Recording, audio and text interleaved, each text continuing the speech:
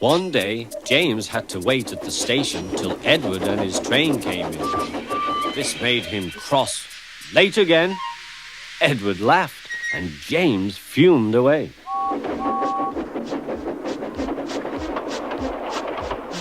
After James had finished his work, he went back to the yard and puffed onto the turntable.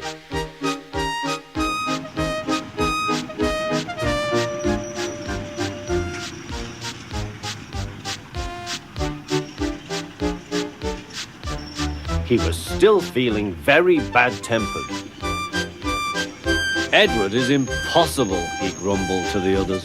He clanks about like a lot of old iron, and he is so slow he makes us wait. Thomas and Percy were indignant. Old iron? Slow? Why, Edward could beat you in a race any day. Really, said James. I should like to see him do it.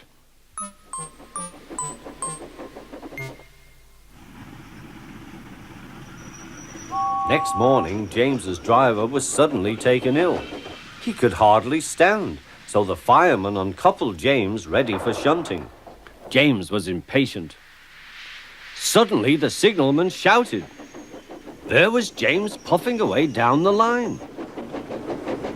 All traffic halted, he announced at last. Then he told the fireman what had happened. 2 boys were on James's footplate fiddling with the controls. Phew! They tumbled off and ran when James started. The signalman answered the telephone. Yes, he's here. Right. I'll tell him. The inspector's coming at once. He wants a shunter's pole and a coil of wire rope. What for? Wondered the fireman. Search me, but you'd better get them quickly. The fireman was ready when Edward arrived.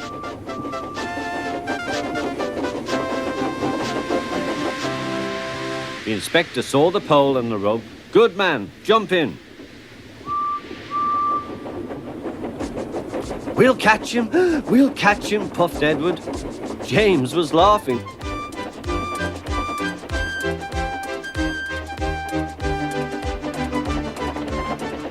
What a lark, he chuckled to himself.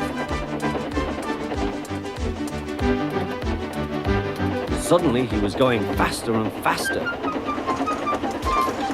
He realized that he had no driver. What shall I do? I can't stop. Help! Help! We're coming, called Edward.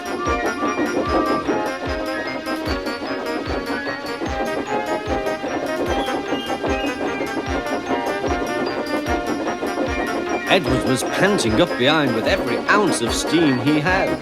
At last he caught up with James.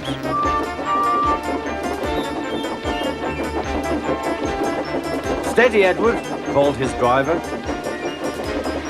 The inspector stood on Edward's front, holding a noose of rope in the crook of the shunter's pole. He was trying to slip it over James's buffer. The engine swayed and lurched. At last! Got him! He shouted. He pulled the noose tight. Gently braking, Edward's driver checked the engine's speed, and James's fireman scrambled across and took control. So the old iron caught you after all, chuckled Edward. I am sorry, whispered James. Thank you for saving me. You were splendid, Edward.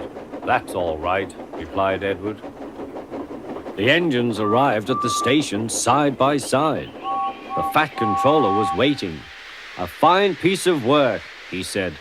James, you can rest and then take your train. I'm proud of you, Edward. You shall go to the works and have your worn parts mended. Oh, thank you, sir, said Edward. It'll be lovely not to clank.